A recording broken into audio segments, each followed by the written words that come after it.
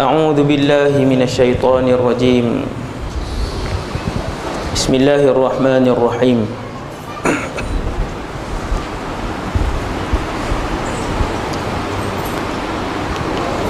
Alhamdulillahi rabbil alamin. Wassalatu wassalamu ala asyrafil anbiya'i wal mursalin, Sayyidina wa habibina wa syafi'ina Muhammad ibn Abdillahil amin, wa ala alihi wa ashabihi wa man tabi'ahum bi ihsanin ila yaumiddin. Wa la hawla wa la quwwata illa billah al-aliyyil azim. Wa la hawla wa la quwwata illa billah al-aliyyil azim. Wa la hawla wa la quwwata illa billah al-aliyyil azim. Kasih pada pengurusi majlis,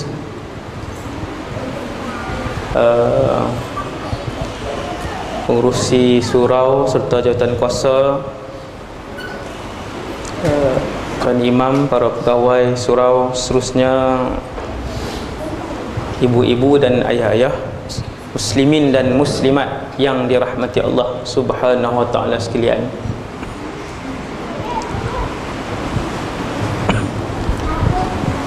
Antara zikir yang besar yang diajarkan oleh Rasulullah, yang pertama yang saya sebut malam ni ialah Allahumma inna amsayna nushhiduk wa nushhidu hamalata arsyik wa malaikataka wa jami'a khalqika annaka antallah la ilaha illa anta wahdaka la syarika lak wa anna Muhammadan abduka wa rasuluk. Nabi kata, siapa yang sebut zikir ini sekali, Allah bebaskan 1/4 dari tubuhnya daripada neraka. 1/4. Siapa yang sebut zikir ini 2 kali, Allah bebaskan 2/4 tubuhnya dari neraka. Siapa yang sebut zikir ini 3 kali, hadis sahih ni, Allah bebaskan 3/4 tubuhnya dari neraka. Dan sesiapa yang menyebutkan zikir ini 4 kali, Allah membebaskan keseluruhan dirinya dari neraka. Allahumma inni amsayna nushhiduk, ataupun kalau seorang, Allahumma inni amsaytu ushhiduk wa ushhidu hamalata arsyik wa malaikataka wa jami'a khalqika annaka antallah la ilaha illa anta wahdaka la syarika lak wa anna Muhammadan abduka wa rasuluk.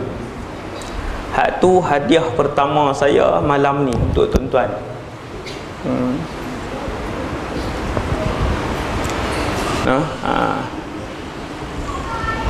Kemudian yang kedua,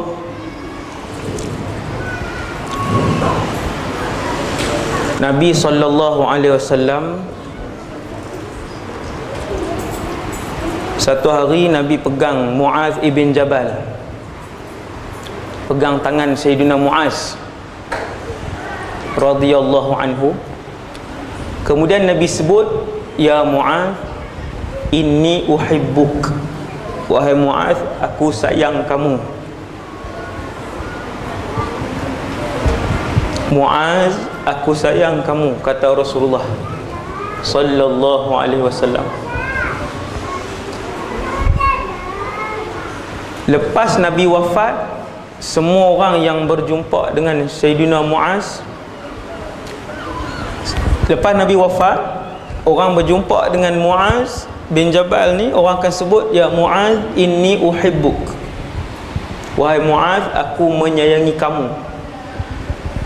Orang sebut perkataan ni sebab Rasulullah sebut kepada Sayyidina Muaz, maka dia menjadi sunnah.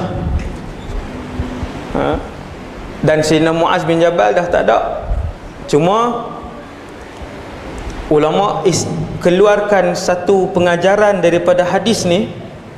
Salah satu pengajaran daripada hadis ni, sesiapa saja yang kamu cintai dia kerana Allah, bila kamu suka satu orang kerana Allah, sebab dia selalu memperingatkan kamu kepada Allah, sebab dia selalu membawa kamu kepada jalan Allah, sebab dia selalu berikan semangat kepada kamu untuk melakukan ketaatan kepada Allah, maka kamu sayang dia, sebut kepada dia, wahai fulan, inni uhibbuka, aku menyayangi kamu, dapat pahala. Nombor dua, yang kedua,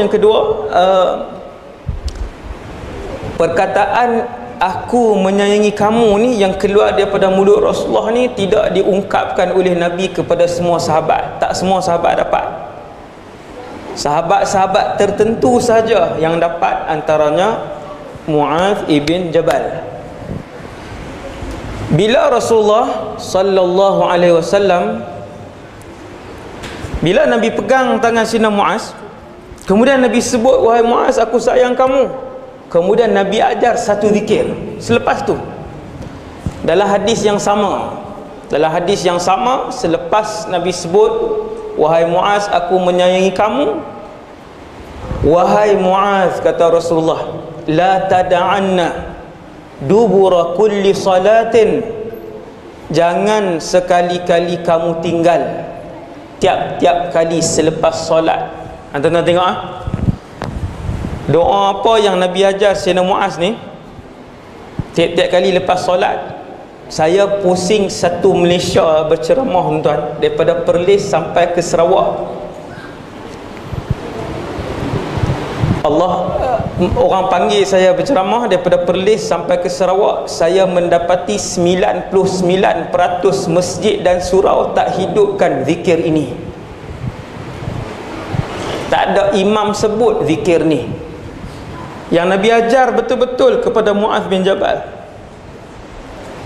Tuan-tuan, tiap-tiap kali saya habis sembahyang, saya dengar, saya tengok imam nak sebut dah zikir ni, tak ada. Kecuali satu tempat saja yang saya dengar habis solat dia sebut zikir ni. Tempat tu ialah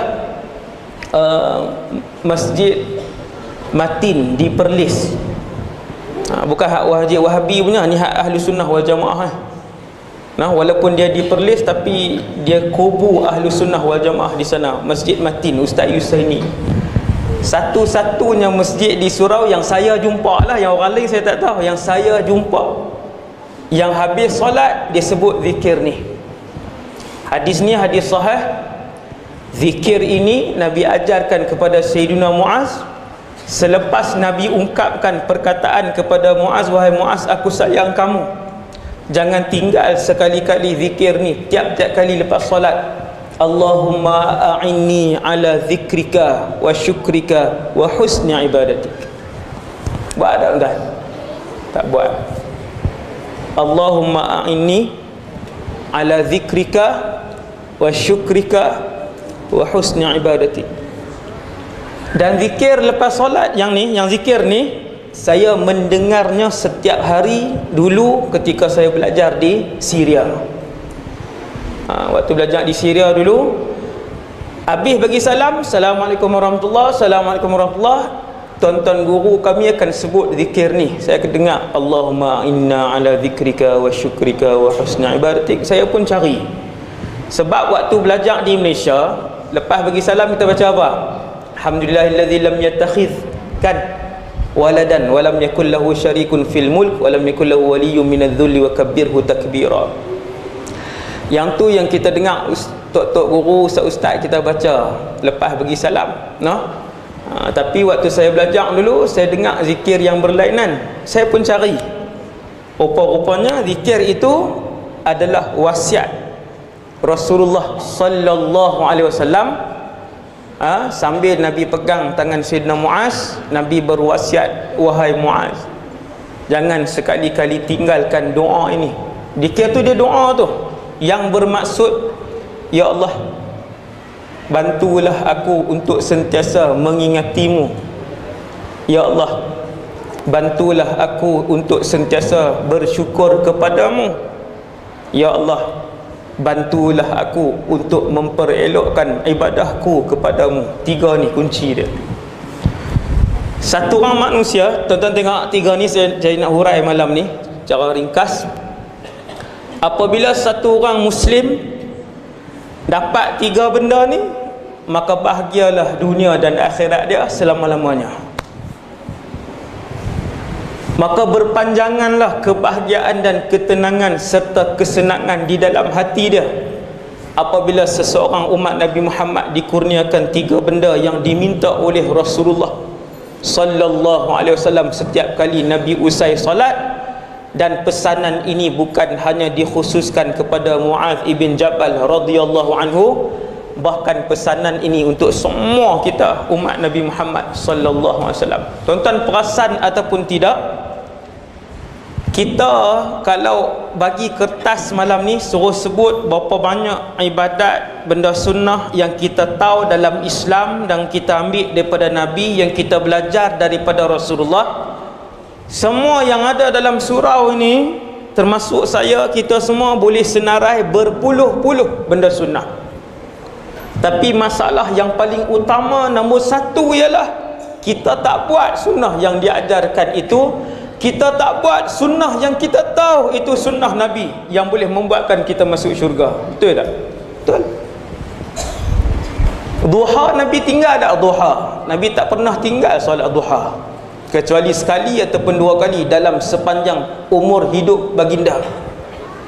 Duha, semua orang dalam surau ni tahu duha itu sunnah Rasulullah. Nabi buat 8 rakaat sehari, ada qaul 10 rakaat sehari. Kita buat tak duha? Tak buat. Kenapa? Antara sunnah Rasulullah yang tiap-tiap hari Nabi buat ialah Nabi bersedekah tiap-tiap hari. Kita sedekah dah tiap-tiap hari? Dah. Kenapa? Antara sunnah yang malam ni kita belajar, malam ini kita belajar, ialah Nabi mengajarkan apabila kita selesai semayang, bagi salam kanan, bagi salam kiri, ialah kita sebut Allahumma inni ala zikrika wa syukrika wa husni ibadati. Adakah kita nak buat? Wallahu a'lam. Apa benda yang menghalang kita buat semua amal ibadat yang kita tahu ini, tuan-tuan yang dirahmati Allah?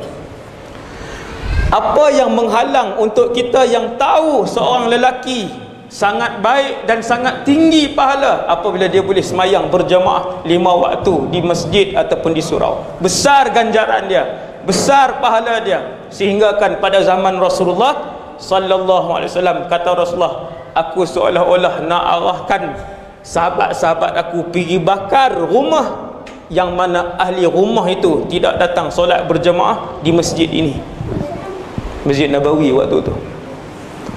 Tapi apa yang menghalang untuk kita buat? Pernah tak malam ni umur kita sudah 46, malam ni usia kita sudah 52, usia kita malam ni sudah mencecah 39 tahun. Pernah tak kita duduk satu ketika, kita ambil masa satu ketika, kita duduk sebentar, ya Allah, kenapa puluhan sunnah, puluhan ibadah yang kami tahu tapi kami tak boleh buat ibadah tersebut, sunnah tersebut? Apa yang menghalang kami? Jawapan dia, tuan-tuan, setiap kali seseorang itu melakukan kebaikan kepada Allah, setiap kali seseorang itu melakukan ibadah kepada Allah, setiap kali seseorang itu melakukan sunnah Rasulullah sallallahu alaihi wasallam, ketahuilah ketika mana dia melakukan sunnah itu dan ibadah itu, ketika itu Allah SWT lah yang telah memilih orang itu untuk diberikan hidayah, lalu dia melakukan ibadah itu. Sebab dia dapat hidayah Allah, sebab tu dia melakukan ibadah itu.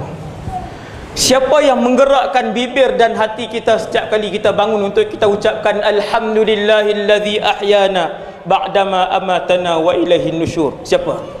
Allah. Kita kalau nak ingat, kita tak larat ingat. dengan anak kita, dengan pekerjaan kita, dengan isteri kita, dengan baju sekolah anak, dengan sarapan anak, sakit, dengan duit, bawa anak hantar ke sekolah, dengan kerja di pejabat, banyak benda. Tetapi siapakah yang menggerakkan anggota badan kita? Siapakah yang menjentik hati kita untuk dia dan hati itu ingat untuk melakukan sesuatu dengan nama Allah?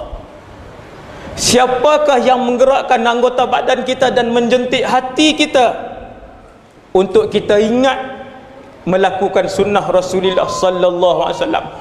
Untuk anggota badan kita ringan untuk melakukan ibadah kepada Allah? Jawapannya Allah, dan hanya Allah yang berhak untuk memilih siapa diberikan hidayah, lalu orang itu melakukan ibadah kepada Allah, membanyakkan amalan sunnah, membanyakkan kebaikan kepada Allah. Dengan sebab tu kena mohon dengan Allah, Allahumma a'inni ala zikrika.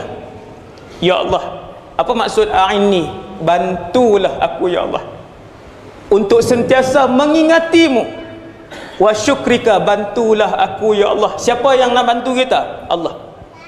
Untuk sentiasa mensyukurimu. Aina ala dzikrika wa syukrika wa husni ibadatik. Ya Allah, bantulah aku untuk sentiasa memperbaiki ibadahku kepadamu ya Allah. Bila Allah bantu, bila Allah sentiasa bagi hidayah, apabila Allah sentiasa memandang kita, apabila Allah sentiasa memilih kita untuk melakukan kebaikan, tuan-tuan yang dirahmati Allah, 24 jam kita ingat Allah. Nah, ni 3 permintaan ni. Nombor 1, Allahumma a'inni ala zikrika. Ya Allah, bantulah aku, pilihlah aku ya Allah untuk menjadi seorang yang sentiasa mengingatimu. Tuan-tuan, siapa yang ingat Allah 24 jam? Jawapannya para nabi dan rasul. Yang mengingati Allah 24 jam siang dan malam, tidur dan dena, ialah para nabi dan rasul. Sebab tu ketika Rasulullah SAW dia tidur, dia bangun, Nabi terus solat. Kata Sayyidatuna Aisyah, isteri baginda Aisyah, kata, ya Rasulullah, tadi kan tidur, kenapa tak wuduk? Sebab Nabi ajak tidur membatalkan wuduk, tidur yang tak tetap papan punggung kan, membatalkan wuduk. Maka Sayyidatuna Aisyah tanya, ya Rasulullah, tadi kan baginda tidur, kenapa tak berwuduk? Maka jawab Nabi sallallahu alaihi wasallam, wahai Aisyah, innahu tanamu aynaya wa la tanamu qalbi. Sesungguhnya kedua-dua mata ini tidur, akan tetapi hati aku tidak tidur. Sentiasa berzikir kepada Allah siang dan malam, jaga dan tidur. Kesemua rasul dan nabi begitu. Sebab tu kalau nak tengok cerita tiap-tiap rasul yang berzikir kepada Allah, maka tak habislah. Tiap-tiap rasul itu zikirnya hebat. Antara rasul yang orang tak kenal ceritanya tetapi hebat, kisah zikirnya kepada Allah adalah Nabi Idris alaihissalam. Sebut Nabi Idris pun orang tak tahu cerita apa Nabi Idris. Sebut Nabi Musa, semua orang boleh cerita tentang Nabi Musa. Ramai orang boleh bercerita tentang Nabi Isa, ramai orang boleh bercerita tentang Nabi Ibrahim, tapi sebut Nabi Idris tak apa kenal. Nabi Idris salah seorang rasul yang banyak berzikir kepada Allah, sehingga kan kata Rasulullah, Nabi Idris yang mahir menjahit, pakar jahit. Di Kedah ada seorang ustaz boleh menjahit semua baju, boleh buat baju lelaki, baju perempuan. Ustaz Aswad nama dia. Aswad Nasrun, kawan saya di Syria dulu. Semua dia boleh jahit. Baju-baju dia semua dia jahit sendiri. Nabi Idris kana khayyatan. Dia dulu, bukan dululah, ketika dia hidup, dia adalah seorang tukang jahit mahir. Kata Rasulullah, setiap kali Idris alaihissalam memasukkan jarum untuk menjahit, beliau akan sebutkan subhanallah walhamdulillah wa la ilaha illallah wallahu akbar, subhanallah walhamdulillah wa la ilaha illallah wallahu akbar, sehinggalah baginda Nabi Idris alaihissalam menyelesaikan jahitan sebuah pakaian sampai habis. Setiap kali beliau memasukkan jarum dan benang, maka setiap kali itulah beliau menyebutkan subhanallah walhamdulillah wala ilaha illallah wallahu akbar. Tuan-tuan tengok zikir yang sama. Sampai hari ini zikir itu masih ada dan disyariatkan kepada umat Nabi Muhammad sallallahu alaihi wasallam. Zikir itu tuan-tuan, zikir yang sama diberikan ataupun diperingatkan oleh Nabi Ibrahim alaihissalam pada malam Mi'raj. Sebelum Nabi turun, Nabi Ibrahim bersembang dengan Rasulullah, dan Nabi Ibrahim pesan, wahai Muhammad, sampaikan salam aku kepada umat kamu. Wahai Muhammad, bagi tahu kepada umat kamu, di sana ada satu zikir, apabila setiap kali umat kamu menyebutnya, Allah Subhanahu wa taala akan menanamkan kepada beliau, kepada orang itu, satu benih pokok dan pohon di dalam syurga. Zikir itu ialah subhanallah walhamdulillah wala ilaha illallah wallahu akbar, yang Nabi buat 100 kali pagi dan 100 kali petang. Kita buat tak? Tak juga. La ilaha illallah. Maka Nabi Idris, satu orang rasul yang terkenal banyak zikirnya. Bahkan semua rasul berzikir pagi dan petang, siang dan malam, tidur dan jaga. Hati dan diri mereka hidup dengan zikir, menyebut nama Allah, mengingati Allah Subhanahu wa taala. Seolah-olah Allah nak beritahu kepada kita, tuan-tuan, aku ciptakan kamu di bumi ni, keseluruhan hidup kamu, daripada kamu mula baligh sampailah kamu mati, kamu hendaklah mengingatiku. Kamu mestilah menyebut-nyebutkan nama aku. Kamu mestilah mengulang-ulangkan nama aku di mulut dan di hati kamu. Kemudian kamu mengagungkan aku dalam kehidupan kamu. Sampai bila ya Allah? Sampai mati je. Kemudian lepas mati di barzakh dah tak ada zikir. Di barzakh sudah tidak ada Quran. Di barzakh sudah tidak ada zakat. Di barzakh sudah tidak ada haji. Di barzakh sudah tidak ada salat. Bahkan di barzakh dan di akhirat sudah tidak ada lagi yang namanya ibadah. Tu dalam syurga ustaz, tak ada dah ibadah, zikir-zikir, Quran apa semua, zakat, haji semua ni tak ada. Ya tak ada. Oh, baru tahu malam ni. Siapa suruh tak main kuliah?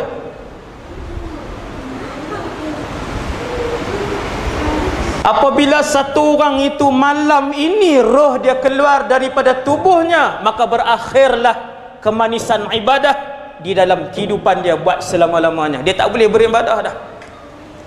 Bahkan manusia dilarang oleh Allah untuk beribadah di dalam syurga. Allah tak pergi semayang kau ustaz? Ya, Allah tak benarkan solat lagi di dalam syurga, sebab syurga tempat untuk bersenang lenang. Ni baru kita faham. Baru kita faham malam ni, oh rupanya dunia ini saja untuk ibadah. Ya, hanya dunia ini untuk ibadah. Kemudian selesai yang namanya ibadah. Kerana itu Allah sebut, wa ma khalaqtul jinna wal insa illa liya'budun. Dan tidaklah aku ciptakan jin dan manusia hanya saja untuk mereka menyembah dan beribadah. Di mana? Dunia ni. Dalam syurga boleh solat, tak dibenarkan solat. Dalam syurga boleh tak ustaz nak bersedekah? Tak dibenarkan bersedekah dalam syurga. Subhanallah. Maksudnya untuk ibadah itu hanya untuk di dunia ini sahaja. Sebab tu kita tengok awliya Allah, tuan-tuan guru, alim ulama yang rabbani, mereka apabila beribadah, ibadah mereka lama. Mereka apabila beribadah, ibadah mereka banyak. Sebab apa? Sebab mereka mengerti bahawasanya ibadah itu di dunia ini saja. Yang tak kerti ni kita. Bukan tak kerti, tak lain. Kita lah, saya dan kita semua.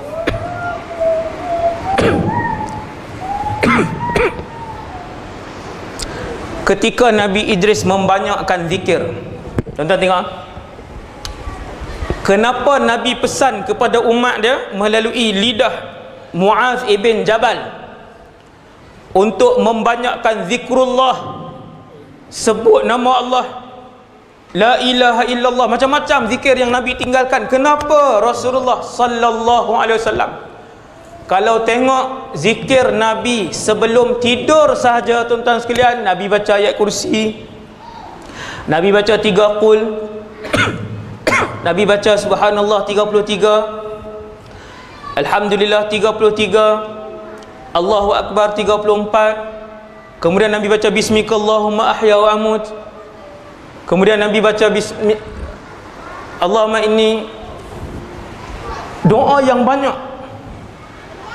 Kenapa Nabi SAW mengajarkan zikir yang banyak kepada umat beliau? Kerana kalau tuan-tuan tengok Idris alaihissalam ni, Nabi Idris ni dia, Nabi Idris ada seorang kawan di kalangan malaikat. Ni cerita yang sahih. Nabi Idris ni yang kita jarang dengar kisah dia ada seorang kawan di kalangan malaikat. Nama apa malaikat tu saya lupa. Malaikat ni selalu datang berjumpa dengan Nabi Idris alaihissalam. Sebab malaikat ni suka dengan Nabi Idris kerana Nabi Idris banyak beribadah dan berzikir kepada Allah. Malaikat bila dijumpa dengan para nabi dan rasul, dia akan berupa dengan rupa manusia. Ingat tuan, apabila malaikat berjumpa dengan para rasul dan nabi ataupun mana-mana manusia yang Allah izinkan, maka dia akan berupa dengan rupa manusia. Maka malaikat ni dia selalu jumpa Nabi Idris, berkawan.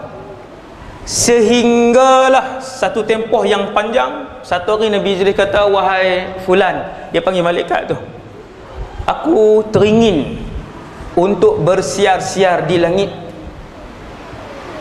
Kisah ni kisah yang ada sanad yang disebutkan oleh para ulama tafsir ketika menceritakan tentang kisah Nabi Idris.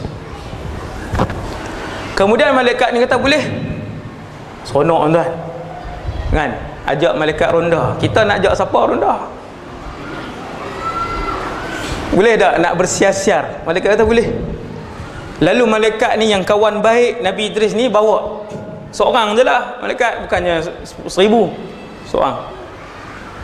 Bawa macam mana wallahu alam. Rasulullah tak cerita benda tu, naik belakang ke, duduk di bawah ke, duduk dalam poket ke, wallahu alam, saya pun tak tahu. Bawa naik sehingga ke langit pertama tutup, ataupun zaman ketika itu belum dikunci lagi, selepas Nabi lahir baru dikunci. Naik langit yang pertama, pusing. Tuan-tuan, dalam satu hadis lain, tiap-tiap langit ketebalan dia 500 tahun. Ni hadis lain. Setiap langit ada 7, setiap langit ketebalannya 500 tahun perjalanan.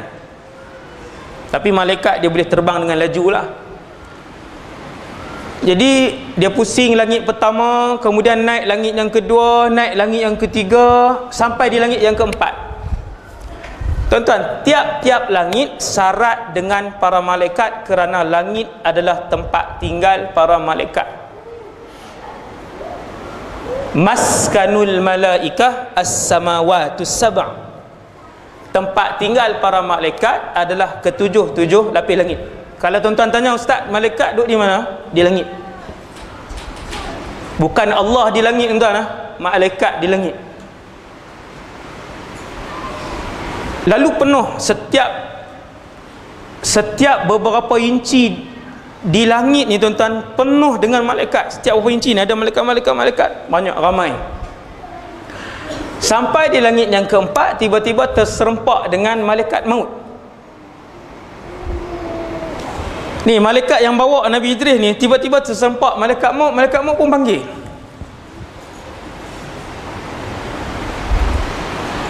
Wahai fulan, malaikat maut dikenal lah, sebab antara ketua para malaikat 4, Jibril alaihissalam, malaikat maut, Israfil, Mikail, 4 orang ni. 4 ketua yang paling tinggi di kalangan malaikat, 4 orang ni. Jadi Israel, malaikat maut ataupun Israel, nama kedua-dua nama ni yang sahih, malakul maut, nama yang sahih. Dia pun panggil, dia kata, wahai fulan, siapa yang kamu bawa? Oh, aku bawa Idris alaihissalam. Tuan-tuan, apa jawab malaikat maut? Kata malaikat maut, subhanalladzi khalaqah, ataupun subhanalladzi dabbara amrah. Maha suci Allah yang telah mentadbir alam ini.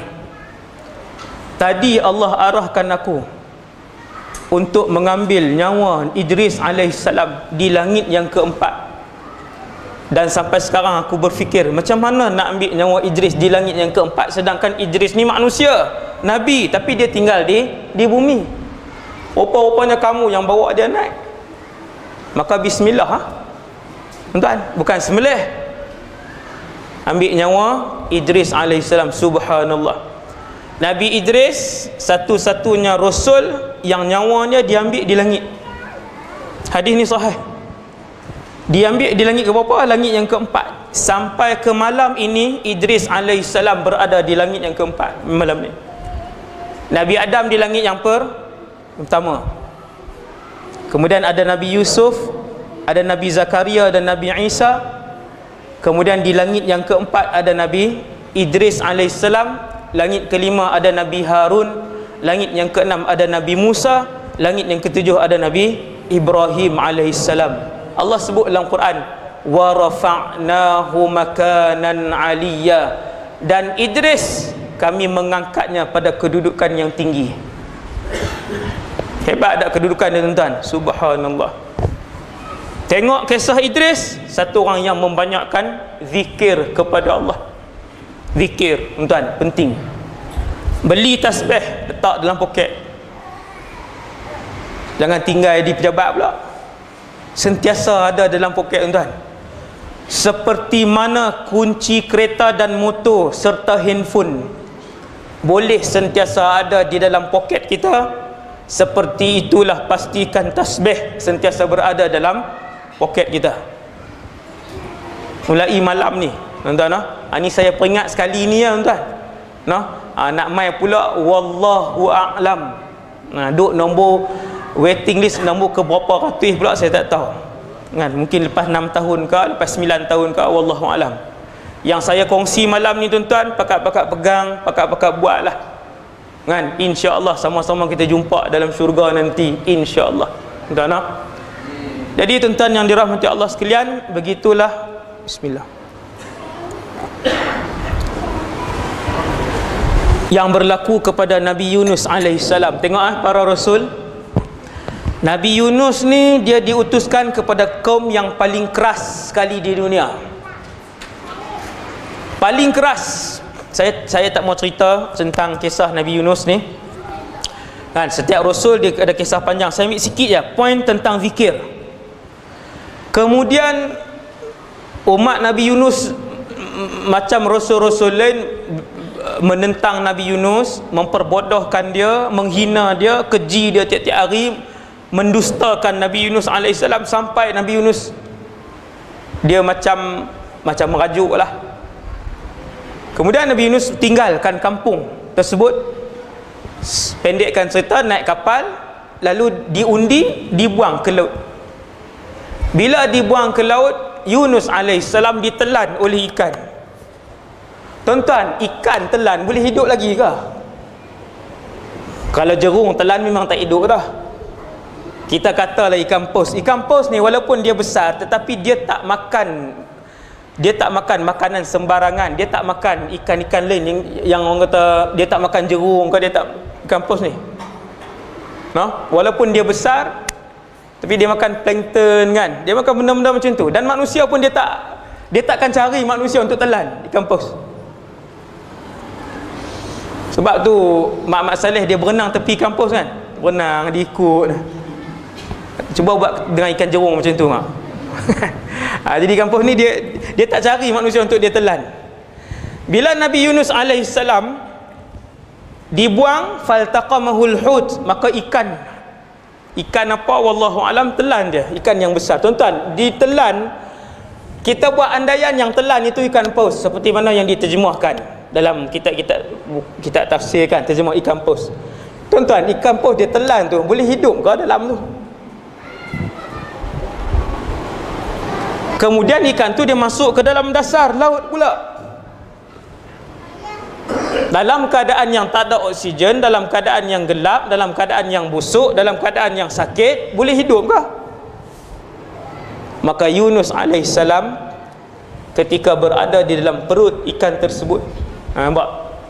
Duduk dalam perut ikan tersebut dalam keadaan yang tidak selesa, dalam keadaan tidak boleh beribadah dengan sempurna, dalam keadaan yang gelap gelita, gelap dasar laut, gelap perut ikan, gelap malam hari.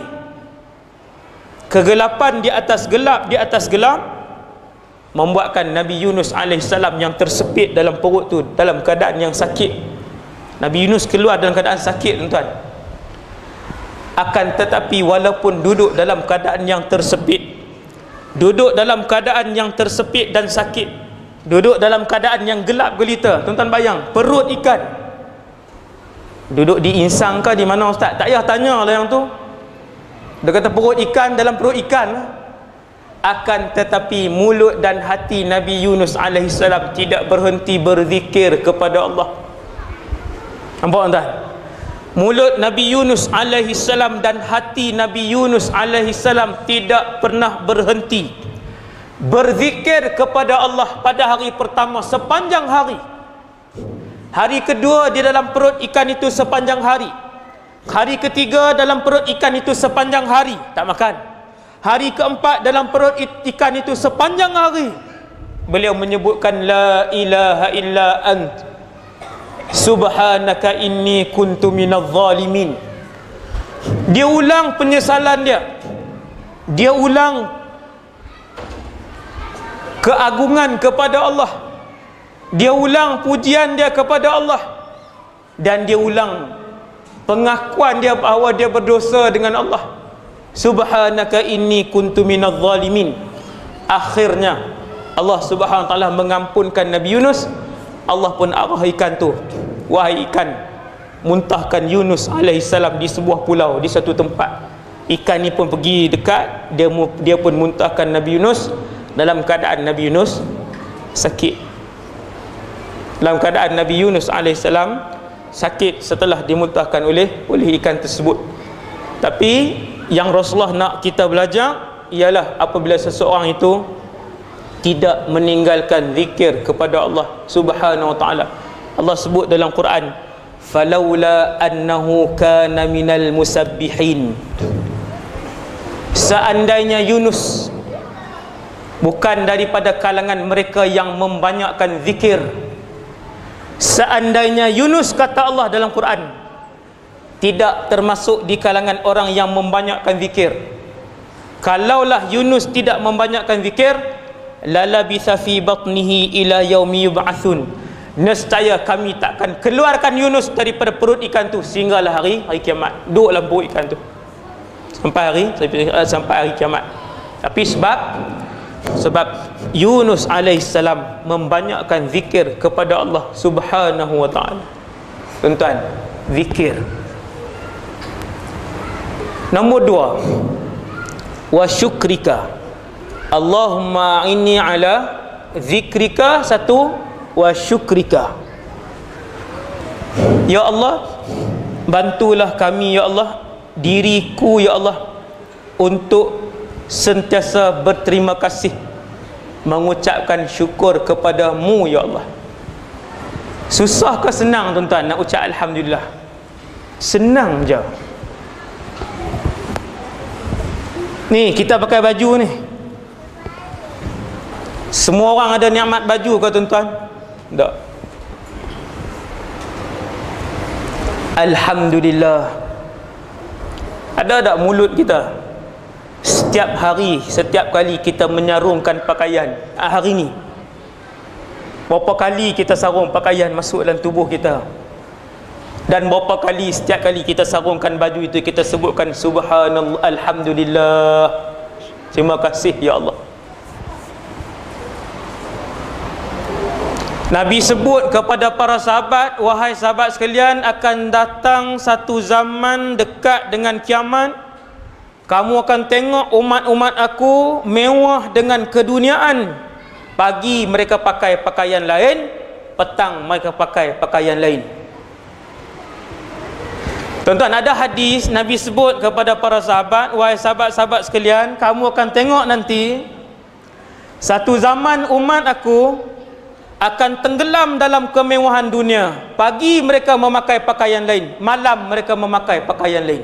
Tuan-tuan, hari ni kita pakai pakaian lain tak pagi? Pakaian lain. Tengah hari tukar pakaian tak? Tukar pakaian. Malam tukar pakaian lagi. Ya Rasulullah, bukan 2 kali, 3 kali kami tukar pakaian, kadang-kadang 4 kali. Ni tukar pakaian 2 kali sehari ni, Nabi kata tenggelam dalam kemewahan. Wahai sahabat-sahabat aku, kata Nabi, kalau kalian umur panjang, kalian akan tengok di kalangan umat aku akan mai satu zaman, datang satu masa, mereka mewah, pagi pakaian lain, petang pakaian lain. Zaman bila tu? Zaman ni lah. Zaman bila apa? Allah bagi mewah dengan kita. Tetapi adakah dengan kemewahan, setiap nikmat kemewahan itu kita balas kepada Allah dengan ucapan Alhamdulillah, terima kasih ya Allah, syukur padamu ya Allah? Berapa orang yang tiap-tiap kali dia pegang nikmat Allah, dia ingat untuk sebut Alhamdulillah? Tuan-tuan, keluar sekali kita sarung kaki kita dengan slipper.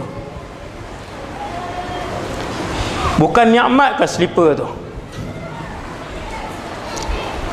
Tuan-tuan, berpuluh-puluh tahun Allah bagi nikmat untuk kita pakai slipper dan pakai kasut. Berapa orang tiap-tiap kali dia sarung kaki kanan dia, dia sebut bismillah, kemudian dia sebut Alhamdulillah? Tak ada. Jarang. Ni muhasabah tuan-tuan, jarang. Umur kita malam ni sudah 47 tahun, 56 tahun, kita tak sarung pun dengan kaki kanan, kita tak sarung pun dengan ucapan bismillah. Kita tak pernah setelah sarungkan kaki kanan dan kaki kiri kita dengan slipper, setelah itu kita menyebutkan Alhamdulillah, terima kasih ya Allah. Kenapa tuan-tuan? Kenapa tuan-tuan, ibu-ibu, ayah sekalian? Kerana kita tidak dipilih oleh Allah Subhanahu wa ta'ala. Sebab tu kena baca doa istiqamah ni. Allahumma a'inni ala zikrika wa syukrika. Bantulah aku ya Allah untuk sentiasa mensyukuri kamu ya Allah. Tuan-tuan tahu, bila kita bangkit di padang mahsyar kelak, kita akan menjalani satu kehidupan yang tempohnya sangat panjang. Nama kehidupan itu adalah kehidupan mahsyar, sebahagian daripada alam akhirat. Panjangnya mahsyar, kata para ulama, panjangnya mahsyar paling tempoh paling minimum ialah 50,000 tahun lamanya. Panjangnya kehidupan kita di mahsyar, kata para ulama, tempoh paling minimum 50,000 tahun lamanya. Berapa tahun Allah bagi nikmat pakai slipper? 60 tahun, 50 tahun Allah bagi nikmat pakai slipper, pakai kasut. Berapa kali dah 60 tahun disebut kepada Allah Alhamdulillah? Satu daripada jutaan nikmat yang Allah bagi? Tak ada. Kenapa Ustaz? Kerana Rasulullah sallallahu alaihi wasallam sebut ada 3 sifat ketika mana satu orang bangkit di mahsyar, dia nak menuju ke mahsyar. Ada 3 sifat majoriti manusia di mahsyar. Yang pertamanya, tidak berselipar. Tak faham ni? Nabi kata ada 3 sifat apabila satu orang itu dihidupkan oleh Allah untuk menuju ke mahsyar. Sifat antara salah satu daripada 3 sifat ini ialah tidak berselipar. Hufatan dalam bahasa Arab, hufatan uratan ghurla. Ini hadis sahih. Hufatan, sifat pertama Nabi sebut, wahai Aisyah, apabila seseorang itu bangkit di padang mahsyar, sebelum dia bergerak ke mahsyar, majoriti manusia di mahsyar ketika itu kesemuanya majoritinya tidak berselipar. Majoriti adalah berkaki ayam. dan majoritinya tidak berpakaian, dan majoritinya dalam keadaan ghairu makhtunin. Ghurla maksudnya ghairu makhtunin, iaitulah dalam keadaan tidak dikhitankan. Ada kecuali tak? Ada. Ada kecuali atau tidak? Ada. Siapa yang dikecualikan? Para nabi dan rasul, siddiqin, syuhada, orang-orang saleh. Hanya mereka saja yang dibangkitkan di mahsyar dalam keadaan kaki mereka berselipar. Sebab apa tuan? Sebab dulu di dunia waktu Allah bagi nikmat itu, mulut dan hati mereka tak pernah lupa untuk sebutkan kepada Allah alhamdulillah. Benda kecil ya, benda kecil je tuan, tapi dia punya ganjaran dia besar. Ganjaran dia besar. Maka syukur, alhamdulillah, pergerakan ataupun sebutan hati alhamdulillah, kata Rasulullah, akan mengikat satu-satu nikmat yang Allah berikan kepada kamu. Siapa yang dapat nikmat kehidupan, nikmat berkahwin, nikmat ada isteri, nikmat ada anak, nikmat ada rumah, nikmat ada pekerjaan, nikmat ada pakaian, untuk ikat nikmat-nikmat yang Allah dah bagi yang berjumlah ribuan dalam kehidupan kita, kata para ulama, nak ikat nikmat supaya tak lari daripada kehidupan kita, banyakkan ucap alhamdulillah. Ni kunci tuan, kunci. Tak jumpa dah tuan, last ni malam ni lah tak jumpa dah. Ini kunci dia. Sebab itu Rasulullah bila dia minum bismillah, alhamdulillah, untuk setiap tegukan yang masuk ke dalam mulut Rasulullah sallallahu alaihi wasallam. Begitulah apabila tangan Nabi sallallahu alaihi wasallam capai makanan, masuk dalam mulut bismillah, habis kunyah, untuk suapan yang pertama Nabi akan sebut alhamdulillah. Kerana alhamdulillah adalah pengikat segala nikmat yang diberikan oleh Allah. Nak kekal nikmat tempat tinggal, alhamdulillah. Nak kekal nikmat isteri salihah, alhamdulillah. Nak kekal nikmat suami saleh, alhamdulillah. Nak kekal nikmat ada anak, alhamdulillah. Duduk di ruang tamu, masuk ruang tamu, duduk di atas cushion atas sofa rumah kita tuan-tuan, duduk atas sofa, alhamdulillah. Bawa tuan, no? Sagi balik tengok anak kita, nampak muka anak, alhamdulillah. Berapa ramai orang yang Allah takdirkan untuk mandul dan tidak dikurniakan anak. Langkah kaki buka kunci rumah, masuk dalam rumah, tengok rumah, alhamdulillah. Berapa ramai yang tidak dikurniakan oleh Allah rumah ataupun tempat tinggal untuk dijadikan hak milik mereka.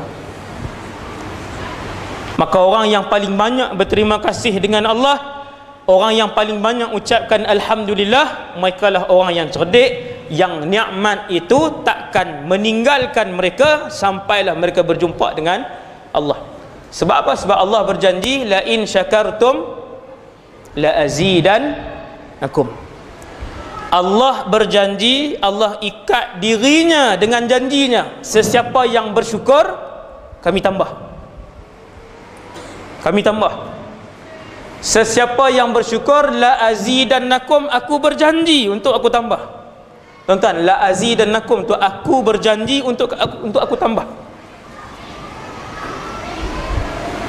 Lam itu litaukid, nun itu litaukid. Ada dua taukid dalam satu kalimah. Apa maksud taukid? Taukid ni bersungguh-sungguh. Nah, maka dengan sebab itu apabila satu orang banyak sebut alhamdulillah, maka Allah SWT akan ikat nikmat tu, kekalkan kepada kehidupan dia. Dapat je kerja, kita pun tengok kerja tu elok, alhamdulillah, Allah kurniakan kerjaan. Nombor 3, ini ala zikrika wa syukrika wa husni ibadatik. Ya Allah, bantulah aku untuk memperelokkan ibadah aku. Ibadah kita, ibadah banyak tuan. Dalam dunia ni ibadah banyak. Maka bila Allah sentiasa mengilhamkan kepada kita, sentiasa bagi hidayah kepada kita, untuk elokkan ibadah, tuan-tuan akan tengok badan kita ringan, anggota badan kita ringan. Untuk digerakkan kaki kita ke rumah Allah, dia ringan, jadi mudah. Tuan-tuan, macam mana tuan-tuan tengok mudah untuk buat ibadah dalam bulan Ramadan? Kan senang. Semua orang bila masuk Ramadan senang. Ni sentuh Quran lagi. Tuan-tuan tak perasan ke dalam Ramadan Allah lorong, mudah sedekah, mudah main masjid, mudah solat berjemaah, mudah pegang Quran. Tuan-tuan, siapa yang mempermudahkan laluan untuk ibadah itu? Jawapannya Allah. Allah yang mempermudahkan ibadah pada bulan Ramadan. Allah itulah juga yang akan mempermudahkan ibadah pada lain-lain bulan Ramadan. Cuma kena doa. Mesti berdoa, minta dengan Allah. Mesti berdoa dan mesti membanyakkan doa itu. Yang ni pesanan saya, tuan-tuan. Banyakkan doa itu. Apabila ada sesuatu permintaan, maka perbanyakkan permintaan itu kepada Allah. Kerana Allah paling suka manusia ataupun hambanya yang paling memperbanyakkan permintaan kepadanya. Itu yang pertama, doa yang saya sebut pada tuan-tuan malam ni. Allahumma a'inni ala zikrika wa syukrika wa husni ibadati. Dalam hijrah ni kita dah 1440 tahun. Sekejap ya tuan-tuan. Ini 2018 dah masuk bulan 9. Malam ni dah masuk bulan 9. 10, 11, 12 macam 3 hari ya tuan. Ni 10, 11, 12 macam 3 hari je. Tuan-tuan tengok ni, saya sebut malam ni. Sekarang bulan 9, seolah-olah lepas 3 hari bulan 12. Subhanallah. Nak bagi tahunya tuan-tuan yang dirahmati Allah sekalian, masuk hijrah, bulan hijrah 1438, 39 ni dah masuk 1440. Nah, dah berapa Muharram malam ni, dah masuk berapa Muharram. Tuan-tuan akan tengok perjalanan waktu ni akan jadi begitu laju. Seperti yang Nabi sebut, masa akan jadi laju. Apabila kalian hampir dengan kiamat, kalian akan melihat masa itu menjadi singkat. Tengok Nabi sebut 1 tahun kalian rasakan seperti sebulan. Betul tak tuan-tuan? Apabila kalian melihat ataupun apabila kalian berada hampir dengan kiamat, kalian akan melihat yataqarabuz zaman, masa menjadi pendek. Setahun kalian merasakan seperti sebulan.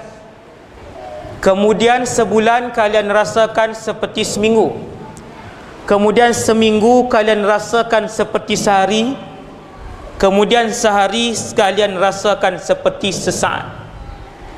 Jadi tak tuan-tuan yang Nabi sebut ni, jadi tak? Jadi. Ni hari ni rasa macam berapa jam? Rasa macam 1 saat, habis dah malam. Subhanallah. Lagi singkat. Tuan-tuan, 50 tahun yang lalu, tuan-tuan tanya enggak? Yang ada ayah yang umur 60, 70, 80 kan? 50 tahun yang lalu rasa tak benda ni? Pendek masa ini, rasa tak 50 tahun yang lalu? Ibu saya pun masih hidup lagi, 70 dah umur. Kan? Kalau kita tanya ibu kita, mak-mak kita, ibu-ibu kita, 50 tahun yang lalu rasa tak pendek masa? Dia kata tak. Masih barakah. Tuan-tuan, 50 tahun yang lalu basuh baju di mana? Sungai. Ambil air di mana? Sungai. Masak guna apa? Kayu api. Ingat kayu api tu beli di kedai kah? Bagi RM5 kayu api. Pergi cari, potong pula, gaji pula. Tapi masa barakah.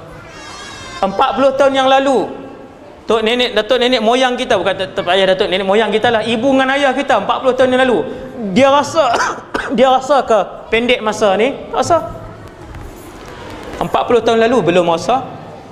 Ni Yang pendek masa ni yang tuan-tuan duk tengok, setahun ni tuan-tuan, setahun seperti sehari.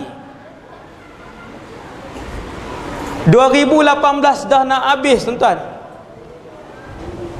1439 telah pun selesai. 2018 sudah nak habis, dah masuk bulan 9. Seolah-olahnya sebulan jadi macam sehari je. Sebulan jadi macam sehari saja. Tuan-tuan, dekat tak kita ni? Dekat tak kita ni dengan hujung zaman ni? Dekat ke jauh? Dekat. Dengan sebab itu tuan-tuan yang dirahmati Allah sekalian, Nabi berpesan kepada saya dan kita semua, apabila kalian berada di penghujung ni, kita ni duduk penghujung, dilingkari oleh fitnah, dilingkari oleh kekeliruan, dilingkari dengan kejahilan kepada ilmu agama. Manusia hari ini bukan berebut-rebut dan berlumba-lumba untuk melakukan kebaikan, tetapi tuan-tuan tengoklah di keliling kita, manusia berebut-rebut dan berlumba-lumba untuk melakukan kemungkaran kepada Allah. Satu orang dia boleh buat satu video, kemudian dia ubah video tu dengan Photoshop ke apa, dia ubah sikit apa semua, dia bubuh gambar kawan ni, dia buat 30 saat, kemudian disebarkan. Video dia tuan-tuan 10,000 orang tengok. Video itu fitnah, video itu bohong, dan video itu ditujukan kepada fulan bin fulan. Berapa orang tengok? 10,000 orang tengok. Dalam masa 1 minit dia buat 10,000 dosa besar. Ini zaman ni. Ini zaman ni. Nabi kata, kamu tengok dekat dengan kiamat, manusia akan berbohong-bohong. Pembohongan itu akan tersebar ke seluruh alam, sehinggakan satu pembohongan dapat diketahui daripada barat ke timur, ataupun Nabi sebut utara ke selatan. Jadi zaman ni tuan, zaman ni dekat dengan kiamat, kalian akan lihat bagaimana pembohongan itu tersebar, dikongsi, dipercayai. Nabi sebut utara sampai ke selatan, ataupun dalam hadis Nabi sebut barat sampai timur, kongsi pembohongan tu. Zaman mana tuan? Zaman ni.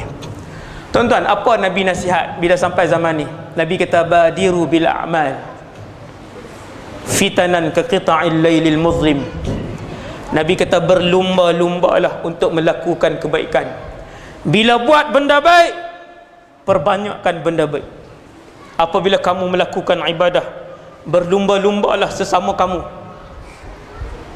Kerana sifat orang beriman, dia akan berlumba-lumba dalam melakukan kebaikan dengan menjaga ikhlas. Jaga ikhlas. Tuan-tuan, para sahabat berlumba-lumba buat kebaikan. Tiap-tiap sahabat, hampir tiap-tiap sahabat ada pasangan yang mereka berlumba-lumba melakukan kebaikan. Yang paling masyhur sekali ialah perlumbaan kebaikan di antara Abu Bakar dan Umar radhiyallahu anhuma. Dua-dua orang ni memang berlumba untuk buat benda baik. Tetapi kata Sina Umar, aku tak pernah mendahului Abu Bakar setiap kali berlumba dengannya. Abu Bakar hebatlah. Tu kira Sayyidina Umar pun seorang yang hebat. Maka bila berada di zaman ni tuan-tuan, ni kita di zaman ni, di zaman yang kebenaran itu kelihatan begitu pudar. Tak nampak tuan-tuan, tak nampak kebenaran yang mana satu ni. Maka Nabi berpesan untuk kita berlumba-lumba melakukan kebaikan. Kita jangan buat alasan, ustaz, dah duduk di zaman ni tak payah buat apa kot dah. Nabi kata, Nabi pun sebut dah zaman fitnah. Bukan macam tu. Kita sebut zaman ini zaman fitnah supaya semua umat Nabi Muhammad sedar, supaya semua umat Nabi Muhammad sedar, zaman inilah yang apabila kita diberi nikmat hidayah oleh Allah untuk buat benda baik, banyakkan kebaikan yang kita buat. Bila Allah pilih kamu untuk melakukan kebaikan, perbanyakkanlah kebaikan tersebut zaman ini. Badiru bil a'mal fitanan ka qita'il lailil muzlim. Sebelum kamu masuk satu fasa, Iaitulah fasa terakhir, kemuncak fitnah.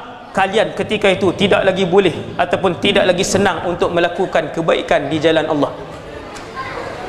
Bila tu ustaz? Yang tu tajuk ceramah lain pula. Yang tu tajuk ceramah lain. Umat Nabi Muhammad ni dia akan masuk satu fasa tuan-tuan. Ni belum lagi. Masuk satu fasa, tuan-tuan, masuk fasa itu, tuan-tuan nak berzikir tak boleh, baca Quran tak boleh, sedekah tak boleh, semayang sunat pun tak boleh. Sebab tu Nabi kata bila dah duduk di kemuncak dah ni, dekat-dekat nak kemuncak ni, badiru bil a'mal. Tumpukan seluruh harta yang ada, seluruh tenaga yang ada, seluruh kewangan yang ada, seluruh buah fikiran yang ada untuk beribadah kepada Allah dan untuk akhirat. Jangan bagi alasan majikan kita jahat, jangan bagi alasan suami kita tak elok perangai, jangan bagi alasan suasana persekitaran kita ustaz kurang sesuai. Ni tuan-tuan ada surau pun cantik, aktif, ramai, penuh, ramai. Nak bagi alasan apa? Waktu kita bagi alasan, tuan-tuan, saya pukul 9 saya berhenti. Jangan risau. Lagi 2 minit. Ketika kita memberi alasan, ni saya dan kita semua ni bagi alasan ni. Kan ustaz, payah ustaz, suami saya dia tak support nak hantar anak-anak pergi mengaji agama, dia tak bagi. Ada tak perangai macam ni? Ada yang suami tak bagi, isteri nak, ada yang suami nak hantar, isteri pula tak bagi. Macam-macam. Saya sebut kepada tuan-tuan, seorang wanita suaminya sejahat-jahat makhluk di dalam bumi ni, tetapi dia antara penghuluwati di dalam syurga. Subhanallah. Siapa tuan-tuan? Nama dia Asyah, imra'atu Fir'aun. Asyah, isteri Fir'aun. Asyah bukan Aisyah, dua nama yang berbeza. Nabi sebut Asyah, 4 orang penghuluwati di dalam syurga nanti. Semua yang masuk syurga, 4 orang ni ketua. Ranking 1 Maryam bintu Imran, Maryam bonda Nabi Isa. Ranking nombor 1 wanita syurga. Beruntung orang yang nama dia Maryam. Dan betapa hari ni orang merasa ketinggalan untuk namakan anak dan cucu mereka dengan nama Maryam. Try bubuh nama Maryam kat orang mau tak? Ish, nama ustaz bagilah yang best-best sikit, Trojan ke apa ke, Febris ke. Saya suka bubuh nama-nama sabun. La ilaha illallah. Ogi. Tuan-tuan, wanita pertama dalam syurga, presiden wanita syurga, namanya Maryam. Nombor 2, ini ikut ranking ni, Khadijah binti Khuwailid. Tuan-tuan dapat anak, cuba bubuh nama Khadijah tak? Sampai mati dia tak bubuh nama Khadijah. Nama kampung ustaz. Dia ni nama kampung. Ni nama VVIP syurga. Orang bodoh je tolak nama ni. Biar pi kata habis. Bukan saya kenal siapa, bukan saya katakan siapa-siapa tuan. Wanita ketiga dalam syurga yang paling tinggi kedudukannya namanya Fatimah binti Muhammad. Nak bubuh nama anak Fatimah. Dia kata. Wanita keempat, tidak ada yang kelima. Nabi namakan 4 orang saja. Yang keempat namanya Asyah, bukan Aisyah. Aisyah isteri Rasulullah, tidak disenaraikan. Walaupun banyak pujian Nabi kepada Aisyah, tetapi ranking keempat namanya Asyah. Tuan-tuan tahu siapa dia Asyah? Isteri sah Fir'aun. Bukan dayang lah, isteri. Tapi ahli syurga. Bukan ahli syurga biasa, antara presiden wanita syurga. La ilaha illallah. Kisah Asyah menutup semua mulut muslimah umat Nabi Muhammad yang diuji dengan suami-suami yang tak elok perangainya. Kerana kalau perangai suami kita tak elok, antara suami kita dengan Fir'aun, siapa teruk lagi? Dia kata suami saya teruk lagi ustaz. Punya geram tu. Tu dia teruk sangat makcik. Takkan jahat pada Fir'aun lagi. Tak boleh bagi alasan kita. Tak boleh bagi alasan kita. Asiah mati syahid, dibunuh oleh suami dia sendiri. Kalau kita bagi alasan majikan kita tak elok, Ustaz, majikan Cina, Ustaz, semayang Jumaat dia tak bagi pi, semayang dia tak bagi break untuk rehat. Tuan-tuan, dalam istana Firaun ada satu orang pekerja, dia dengan 5 orang anak dia semua ahli syurga. Pekerja Firaun. Waktu Nabi masuk dalam syurga, Nabi bau wangi-wangian. Lalu Nabi tanya, wahai Jibril, ni wangi siapa ni? Jibril pun jawab, wahai Muhammad, itu ialah wangi Masyitah dan anak-anaknya yang dibunuh oleh Firaun. Waktu Masyitah ni, dia sikat rambut anak Firaun, sikat jatuh. Bila sikat jatuh, dia ambil sikat, dia sebut apa? Bismillah. Tengok apa orang beriman, sama aja. Semua orang soleh dalam muka bumi ni sama aja. Dia nak mula apa? Bismillah. Dia ambil sikat, dia kata Bismillah dengan nama Allah. Ketika itu dalam negara Firaun, kesemua rakyat menyembah Tuhan Firaun. Anak perempuan Firaun dengar Masyitah ni sebut dengan nama Allah. Anak perempuan dia tanya, Allah Abi. Anak perempuan dia tanya, Allah ayah aku kah? Tu dia, ayah dia.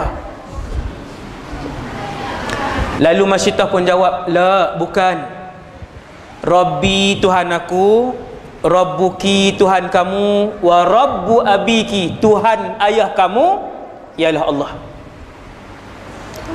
Anak dia dengar jawapannya, anak dia terkejut. Anak dia kata, bagi tahu kat ayah aku. Jahat juga anak pun. Firaun dengan anak dia mestilah jahat. La ilaha illallah. Jahat juga.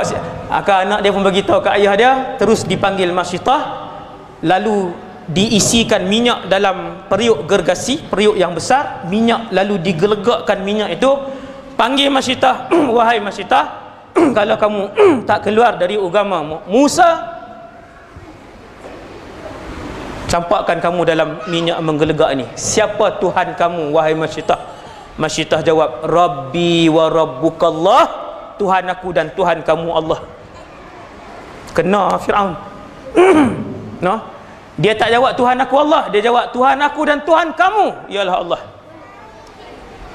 Firaun kata, ambil anak dia 5-5. Punya jahat Firaun ni. Bukan bunuh Masyitah seorang. Dia kata ambil 5-5 anak dia.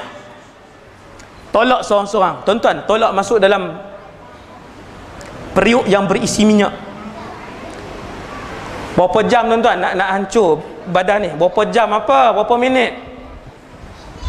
Tolak. Anak pertama, anak kedua, anak ketiga, anak keempat. Anak kelima masih menyusu, duduk dalam kendongan Masyitah. Nah, maka dia pun nak pergi ke depan, dia patah balik. Kesian dengan anak. Pergi ke depan, dia patah balik, pergi ke depan. Ketika itu Allah Subhanahu Wa Taala mengizinkan anak Masyitah untuk bercakap, wahai ibu, terjunlah, sesungguhnya ibu berada pada jalan kebenaran. Masyitah pun lari, dia pun terjun bersama dengan 5 orang anak dia, semua mati syahid. Tuan-tuan, siapa majikan dia?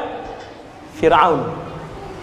Maka tidak ada alasan untuk saya dan kita semua pada malam ni untuk kita beralasan tak boleh nak jadi baik, tak boleh nak hijrah, tak boleh nak melakukan ketaatan kepada Allah. Sebab sekian, kerana orang dulu dah tunjuk pada kita untuk menjadikan diri kita hamba kepada Allah. Tidak ada halangan sekiranya kita sentiasa mohon kepada Allah hidayah, dan Allah memilih kita semua, insya-Allah. Sekadar tu dulu untuk malam ni. Yang baik daripada Allah Subhanahu Wa Taala, yang lemah dan kurang daripada diri saya sendiri. Aqulu qali hadza astaghfirullahal azim li wa lakum. Assalamualaikum warahmatullahi wabarakatuh. Bismillahirrahmanirrahim. Alhamdulillah wassalatu wassalam ala Rasulillah wa ala alihi wa sahbihi man wala. Ya Allah, ya Tuhan kami, matikanlah kami dengan husnul khatimah. Janganlah kau matikan kami ya Allah dengan su'ul khatimah. Ya Allah, ya Tuhan kami bersyukur kepadamu ya Allah di atas nikmat iman dan Islam yang kau telah kurniakan kepada kami ya Allah. kekalkanlah nikmat iman dan Islam ini ya Allah, sehingga kami dan ahli keluarga kami dimasukkan ke dalam syurga Firdaus-Mu ya Allah. Untuk kami tinggal bersama Nabi Muhammad sallallahu alaihi wasallam, untuk kami mendapat redha-Mu dalam syurga Firdaus, dan untuk kami melihat wajah-Mu nanti kelak insya-Allah dalam syurga Firdaus-Mu ya Allah. Ya Allah, ya Tuhan kami, seandainya pada malam ini ya Allah di kalangan kami ada yang makbul doanya ya Allah, maka Kau makbulkanlah doa orang itu ya Allah. Masukkanlah kami bersama-sama di dalam doanya ya Allah, untuk kami juga dikurniakan dengan mendapat redha-Mu, kasih sayang-Mu, perhatian-Mu, hidayah-Mu bersama ahli keluarga kami. Amin ya rabbal alamin. Walhamdulillahi rabbil alamin.